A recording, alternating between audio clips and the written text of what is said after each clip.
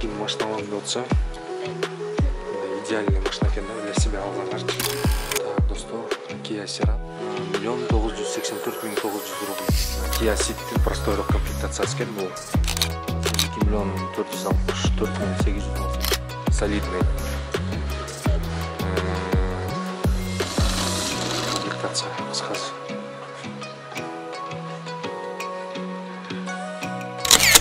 Дагы бир машина Kia Ceed. Так, достор, мына Волгоградский проспекттеги Kia автосалону. Азыр ичине кирип, тартып көргөзүп берем. Шамал болуп атат, звук бир аз начар болуш керек, ошон үчүн кечирим сурайм достор. Азыр ичине кирип туруп машиналарды тартып көргөзөм. Баалары кандай экен. 18 январь 2021 жыл. Rio экен, бул Rio X деген комплектациясы жакшы экен. По-моему, комплектациясы азыр айтам. Престиж экен комплектациясы. Вот. Бул, короче, предмаксимальный комплектацияда. Бунун айырмачылыгы неме болот? Ручкалары хром, неме титановый диск и так парктроник и задняя камера заднего вида болот. Дача. Вот.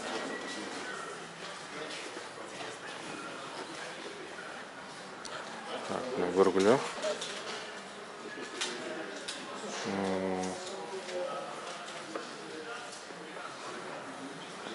Так, бул жакта немези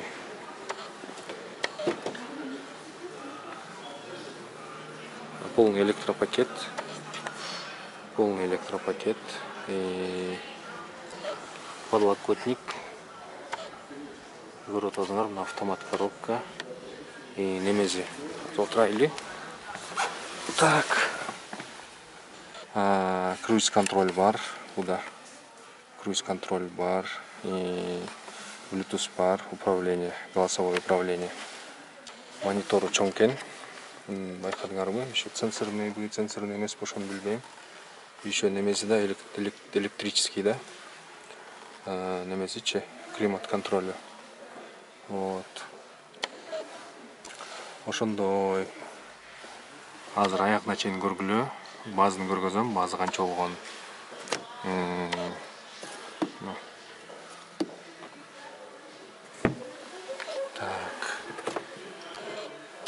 Бул жагы обычный эле экен. Мындай немеси бар экен. Очечниги болот экен. Бул либо Rio X'терде барбы или ушу эме престиж комплектацияда болобу, буну билбейт экенм, айырмасын. Так, на подогрев сидений, подогрев руль. Так, еще неме 2 розетка бар, еще USB разъем бар экен. Вот, подлокотник штатный. Немез болсо тряпочный экен сиденьясы. Вот. Же буларда максимальный да деле. Жок, максимальный да болот да, булардыкы немезичи. Кожаный сиденье болот болуш керек, по-моему, максимальный комплектацияда. Вот. Могул жагы кожаный руль. Бирок сапаты мындай өтө деле сапаттуу эмес, бирок кожаный экен. Вот.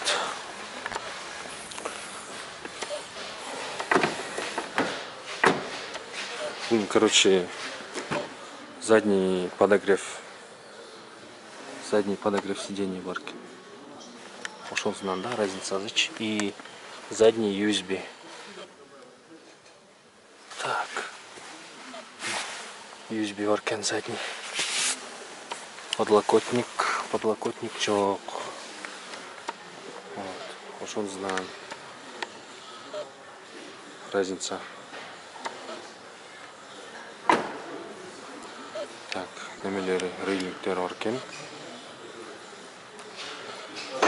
И дагы, короче, задний немези барабанный эмес, дисковый болот.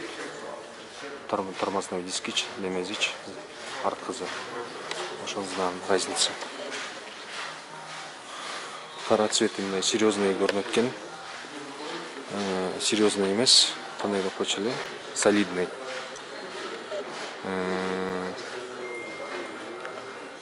Ошо Так, базаны көргөзүп коеюн силерге. Базы.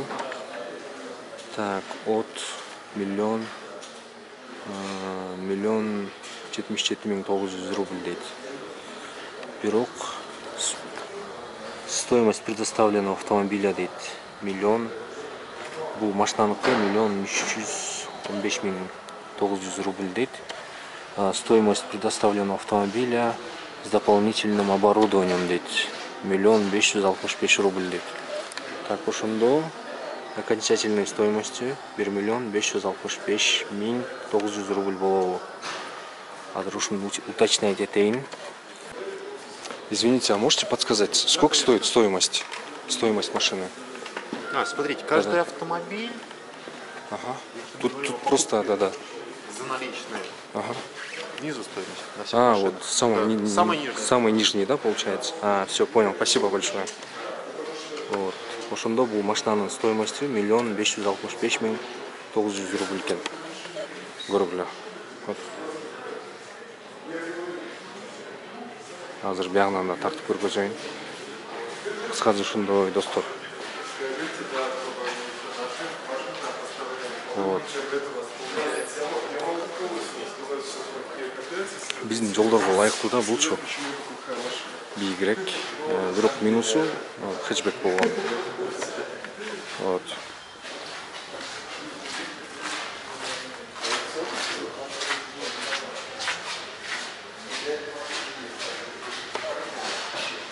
Бөлөк машиналар бар бул жакта. Азыр да бир-бирден тартып көргөзөм полностью. Дагы бир машина Kia Ceed. Бул самый максимальный комплектациядагы машина экен. Цвети серебристый экен. Өзүңөр көрүп атасыңар. Титандардан эле укмуш титан экен. Өзүнчө эле ромашка. Пятиспицовый бөлөкчө экен. Титандары да кол сайылы. Так, немесин азыр көргөзөм. Аягында базы канча турат экен. Биринчи комплектациясын айтып берейин. Мына титановый диск экен, по-моему, 17 же 18 окшойт. Азыр айтам канча экен. Так. Неме экен? 17 экен дөңгөлөгү. Жылтырап турат, укмуш менен жапчаң болуп. Хэтчбек. Универсал бу же хэтчбек би, короче. Хэтчбек болот кудайын, по-моему, потому что 5 жылга гарантия дейт. 5 жыл гарантия или 150 000 пробегке чейин. Көргүлө. Кыскасы бунун немеси комплектациясы кандай айырма экен. Бесключевой доступ. Так. Сырткы внешний неме дизайндан эле билинет. Вич комплектациясы жакшылар. Туманниктери болот. Мулар диодный. Окантовкаларычы фаран. Вот. И, по-моему, еще поворотниктери үскүдө айттым окшойт буна. И немези болот. Титановый диск болот. И плюс еще могул жакта немези антеннасы неме болот да. Плавник дельфина или плавник акулы. Ошондой, по-моему, внешний ошол болуш керек. Разница азыча. И, конечно, парктрониктер и камера заднего вида бар болуш керек обязательно. Вот камера заднего вида.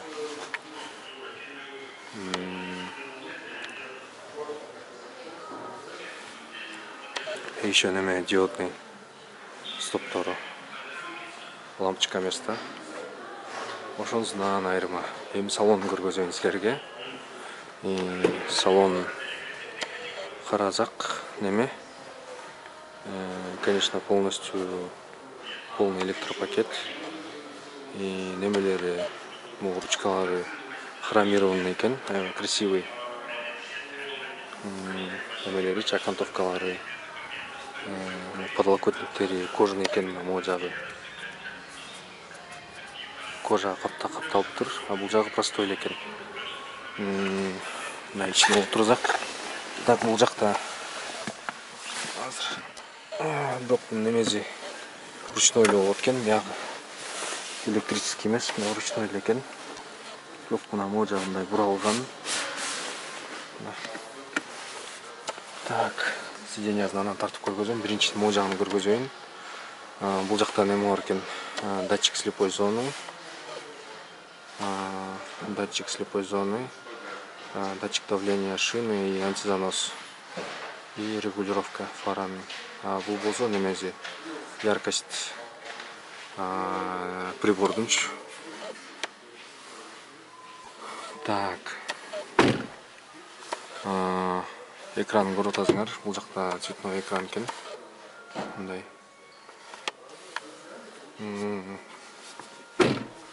Так. Мультирулин көрдүңөр, укмуш кооз. Бул жакта эмнеси бар болот экен? Круиз контроль бар экен, голосовой ввод, кыскасы кожаный, удобный экен, берки Риого салыштырмалуу бунун немези рулю. Лепестоктор бар экен. Так, плюс бул жагы минус. Ушу менен типтроникага коюп туруп ушу менен которсо болот, баардыгыңар билесиңер. Старт стоп бар экен. Кнопка аркылуу оталат кыскасы. Укмуш чоң монитор. Аябай эле чоң экен, карасаңар. Мен колум өтө деле кичинекей эмес, мындай салыштырып байкагыла. Климат полностью электрический, да, климаты. Бул жакта подогрев сидений бар экен, подогрев руль, подогрев сидений и еще подогрев неме окшойт, лобовойдун подогреви. Так, бул жакта эмне бар экен? Прикуриватель бар экен. Бул жакта болсо еще да дополнительный USB бар экен. Бир USB, еще дополнительный экинчи USB бар экен. Так. Бул жерде так задний неме спорт режим бар экен. Буда өзүнчө эле спортивный машина болуптур. Спорт режим бар. И неме парктроник задний ход эмпу, по-моему. И соответственно вот коробка немези дагы, джойстиги дагы коробканын аябай удобный экен, хромированный. Бул жакта окантовкасы да көрдүңөр. Укмуш кыскасы. Ручниги дагы. Карасаңар неме экен? Кожаный. Немези менен капталган кожа мененчи. И мына подлокотниги да кожаный экен, приятный, строчка менен тигилген. Кыскасы мындай ичи болсо неме экен өзүнчө эле алькантара деп койчу элем, эмне деп койчу элем аны. Укмуш. Бунун уровени, конечно, Рионкунан жогорураак. Бунун еще панели дагы неме менен кожаный, кожа менен капталган, кожаный строчка менен. Так. Бул жакта күзгүзүү. Так. И немези менен светильниги менен экен. Күзгүзүүчү. Риодон айырмасы. Жакшы. Так, азыр тест кылып көрөлү. Бул мындай болгондо, могу азырок кымбат машиналардыкы болот го, бияка жетпей калат, могу расстояниячы. Мындай до конца жылдырсаң жетет. Бул андай функциясы жок экен. Тилекке каршы. Бул болсо, короче, күзгүзүү.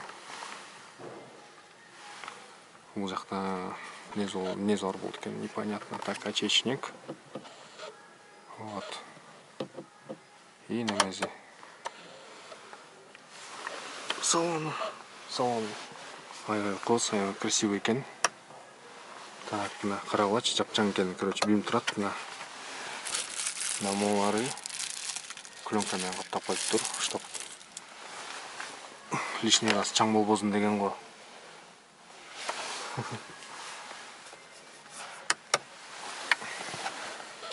Задний немези арт жагы подогрев бар экен, задний подогрев. И задний подлокотник бар экен, бул немеден айырмаланыпчы, Риодон. Задний подогрев и подлокотник, подстаканниктер менен. Так, кандай разницасы бар экен? USB жок экен бирок. Же USB бул жагындагы.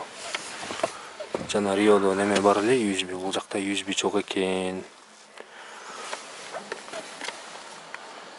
Так, айрылып кетет. Жакшы.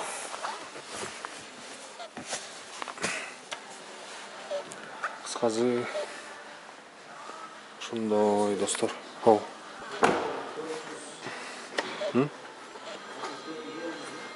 Багажын ачып коелу азыр. Вот, багажы кенен. Вообще мощный экен. Дополнительный немезмен, полказмен. Багажы нормальный эле, рюмкундай эле. Же рюмкадан кичинекейби? Рюмкадан кичинекей.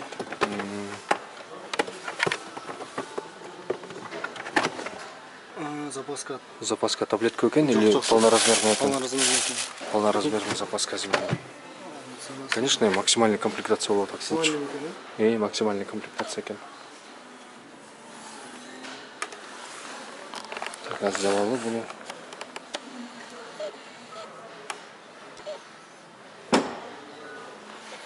Азыр баазын көргөзөм силерге. Интересно болот атабы? Эмеме бесключевой доступ. Баазы мына окончательный стоимость мына могу деп көргөздү жана 2 миллион 69 900 рубль экен. 2 миллион 69 900 рубль. Максимальный комплектация. Престиж болот коему, премиум. Премиумдар максимальный комплектация бар. А буга чейинки неме болот да, престиж болот. Премиум класс экен. Премиум, да, максимальный комплектациясы. 2 миллион 69 900. 2 миллион 69 900.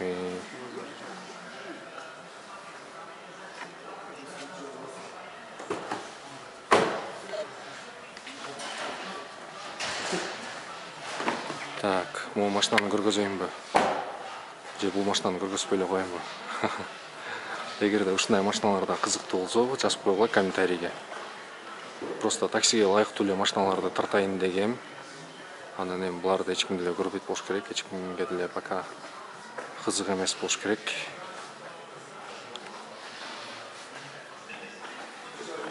Бунун базы мындай эле сырттан бир сыра көргөзүп, базаны айтып коеюн.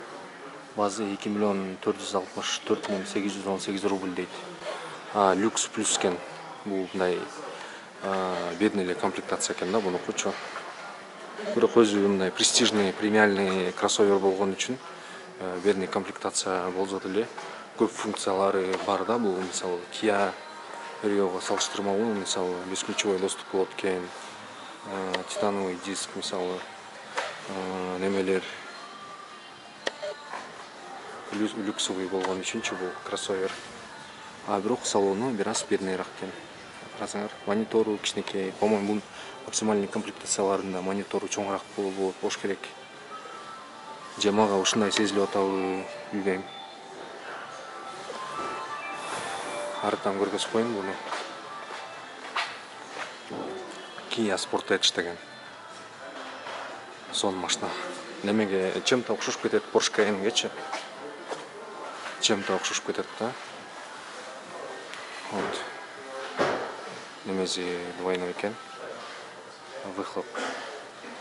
И, конечно, камера заднего вида. Парктроник. Вид пары ордында. Вот. Таксиге лайыктуу машиналарды тартайын. Анан эгерде комментарийге жазып койгула, эгерде ушундай машиналар деле кызыктуу болсо, көргүңөр келсе, ушундай машиналарды деле тартам. Так, достор, көрүп койгула. Kia Ceed 2021 жылкы. Бул уже комплектациясы бир аз слабыраак экен. Фаразы бөлөкчө и противотуманкасы жок берки машина менен салыштырмалуучу. Бунун базы 1 984 900 рубль экен. Бул болсо комплектация престижкен, то есть максимальный комплектация, да, максимальный комплектациясы премиум болот барын. Бирок мага ушунун немеси жакты, титандарычы. Карасаңар, бунуку жакшы экен тигиникине караганда. Так, азыр арт жагында көргөзөйүн. Кандай экен. Вот. Арты парктрониктер бар экен. Камера заднего вида бар. Так, мына жаңы машиналардын могу жактарынан бери обдувтар бар. То есть бияга тердебейт да. Печканы күйгүзүп койсоңор жүрө берет. Сонун болуп. Так, үстүбүн коз. Жакшы экен. Кыскасы, мына көргүлө складывание зеркал, складывание от, полный электропакет. Бирок бунуку деле неме, сиденьясы электрический эмес, простой эле экен, ручной эле, механический эле. Так, муда деле бар экен, немеси датчик слепой зоны, багаждыкы, бул параныкы, бунуку деле бар экен, немеси старт-стоп экен бул тоже. Вот. И монитору. Так. Как положено, бул деле ошондой эле экен. Ничего себе, бул неме зор экен. Так. Видеонуку. Кыскасы сон машина экен, жакты мага. Так, салам.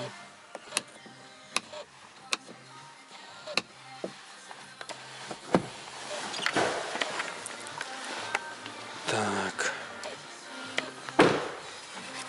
Задний сиденья тоже жанагыдай эле подогревтер бар. Подогрев бар и подлокотник бар. Подлокотникте подстаканниктер менен. Жакшы экен. Ошондо бул универсалы, тигинзи хэтчбеги турбайбы разницасы. Бул бир аз узунураак экен тигиденчи. Так.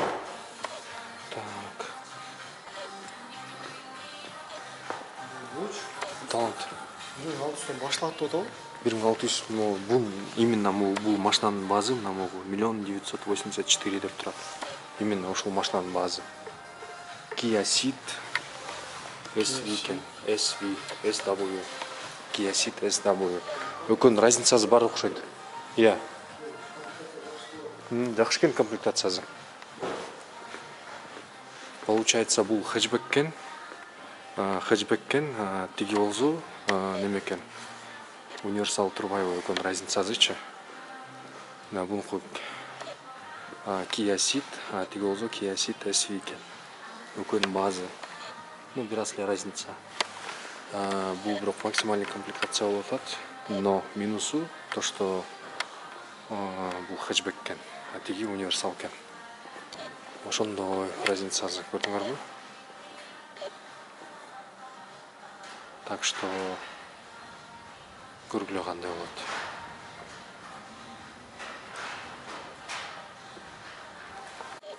Так, достор, Kia Cerato жаңы 2021 жылкы цветин көрүп атасыңар.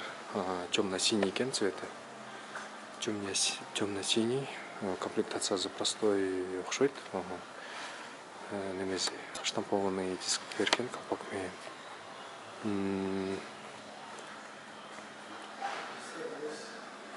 Так. Базаны көрөлү. Базы канча экен? Базы 2 миллион 9900 рубль экен. Так, Kia Cerato дейт. Комплектация люкс экен. Люкс комплектация. Көргүлө кандай экен көргөзөйүн азыр. Полностью.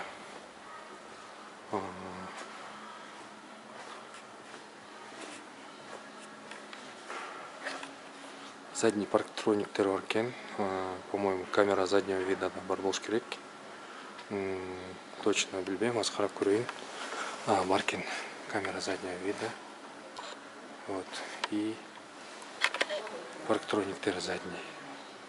Аябай жакшы машина, симпатичный. По-моему, комфортко жарайт болуш керек бул.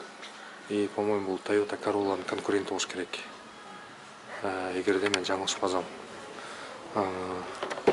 Простой рок экен, бир аз максимальный эмес. Булардын негизи өзү классом выше, Rio'дон выше комплектация болгон үчүн комплектациясы жакшыраак да бунунчу.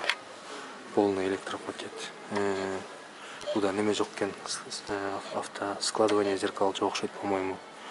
Неме жок экен. Карасаңар, сон экен салону. Прям подогрев, сиденьянын подогреві, рульдуку и селекторда аябай неме экен да, аккуратный. Аябай стильный машина экен бул. Музда жаңа BMW пятерканы кандай болуп, сон болуп турат экен да, мындай бери чыгыпчы. Рулю дагы карасаңар, мындай аябай колго сон удобный отурат экен. Анан полностью бар экен бул жакта. Неме? Круиз контроль и мультимедиа полный иштейт экен. Bluetooth менен, по-моему. Так, сиденьясын да карасаңар, аябай мындай симпатичный экен да, кыскасы. Подлокотник удобный. Пробегин карагыла, пробеги 16 километр экен. Короче, масловый машина, да, ушул 16 километр пробеги. Руль немези ручной экен, механический эле, регулировкасы. Вот. Да, кандай өзгөчөлүктөр бар экен. Мына эки подстаканник бар экен бул жерде. Удобный. Держательдери менен. Строчкалары аябай стильный көргөзүп экен. Бул мисалы Kia Rio'дон класстан выше болгон үчүн муну карасаңар, мулары глянцевый. И могу немелери кожаный экен. Маяктары кожаный, еще мулары, по-моему, еще кожаный экен. Кожа капталган маяктарынчы. И торпедасы дагы ошондой экен, строчка менен. Муз жакты мага. Аябай сон көрүнөт экен да.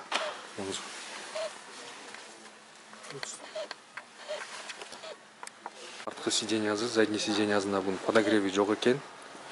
Подогрев сидений жок экен, бирок бул заднийде неме бар экен. Печкасы бар экен бул жакта. И USB бар экен, бир USB бар экен. Эки киши отурса талашып калат экен да. Очередь менен телефон зарядка коет экен. Так, бул жакта подлокотниги бар экен. Подлокотниги, подстаканниктер менен. Ну, как обычно.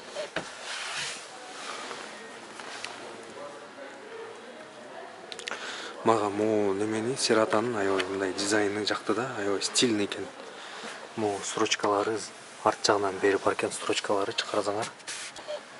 И сиденьялар да аябай мындай красивый экен да.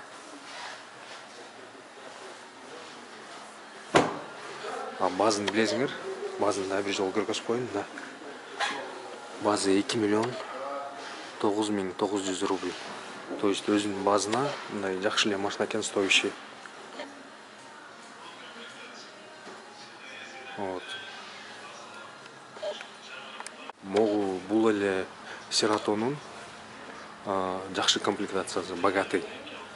Максимальный комплектациясы окшойт, азыр көрөлүчү. GT Line плюс дейт. Вот максимальный комплектациясы экен 2 миллион 269 900 рубль экен. То есть мунун разницасын карасаңар, мисалы фаразы башкача. Будан карасаңар, фаразы экөөнүкү разницасын.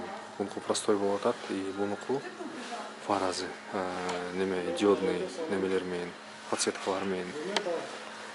Решеткасы бампери разница экен, айырмасы. Bunun астында парктрониктер бар екен. Парктрониктери тигинки парктрониктери жок. Еще бунуку дөңгөлөгү карасаңар. Неме дөңгөлөгү 17 окшойт, по-моему. Так, 17 экени. Аябай красивый экен, спецовый. Так. Еще бу да, получается то, что неме экен, бесключевой доступ менен.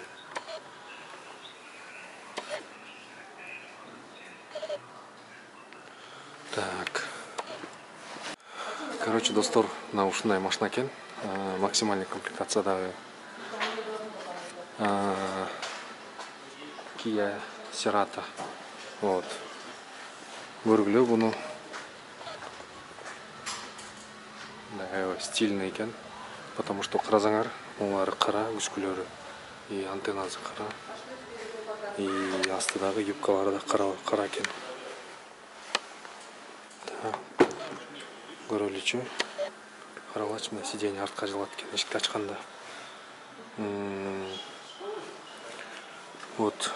Бул жакта электрический экен, сиденьясы. Электрический. Память менен экен. Память. 2 адамга чейин. Память и автоскладывание зеркал. Так, бул жакта датчик болот экен. Датчик слепой зоны. Так, бул немен датчик давления шин и антизанос. Монзуле жакта аябай сонун экен. Стильный экен аябай. Так, эшигин каралачы. Бул жактары кожаный строчка менен. Красивый. Кыскасы жакты мага бул машина. Монзунда карасаңар, как будто мындай AMG рулунда экен да. Да. Жакшы корейцтер деле ушундай машиналарды чыгарып башташыптыр, липстоктор менен. Так, мына липстоктор менен. Монитору сонун экен. Так, монитору полностью электрический немеси. Климат-контроль. И неме кнопка менен отулат экен, старт-стоп. Тормоз менен газын карасаңар, тоже хромированный экен. Жакшы, стильный. Өтө мындай стильный машина экен бул. Бул жакта. Так, подогрев сидений бар экен, подогрев руль. Так. Бул жакта парктроник. Естественно, камера заднего вида бар.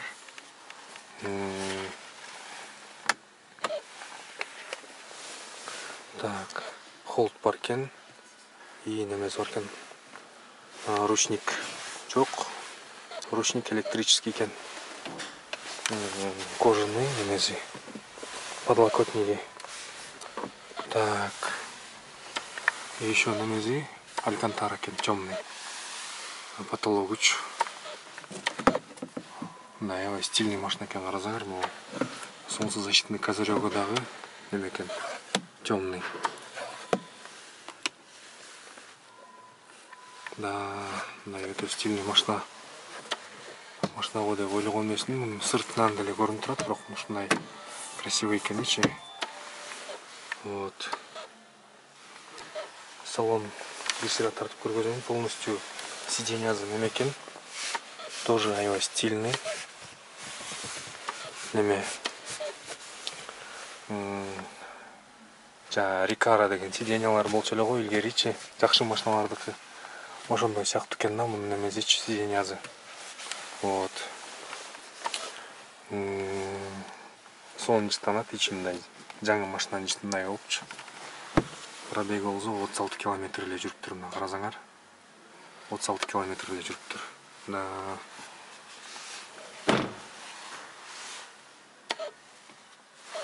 Жакты мага.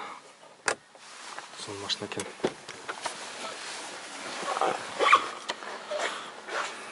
Так.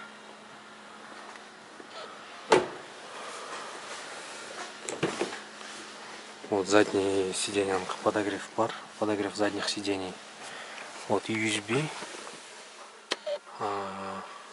USB бар экен. И подлокотник бар экен. тоже подстаканник менен. Вообще сол машина экен, жакты мага. Кыскасы ким машина алам деп отса, мындай идеальный машина экен да, для себя алсаңарчы.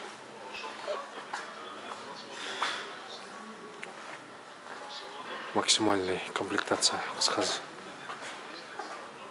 Достор, эгерде ушул видео жакса, видеого сөзсүз лайк басыңыз. Да калды да ушундай видеолорду тартышымды кааласаңыз, анда комментарийге билдирүү калтырып кетиңиз. Бул видео менен бөлүшө кетиңиз. Чоң рахмат көңүл бурганыңыздарга.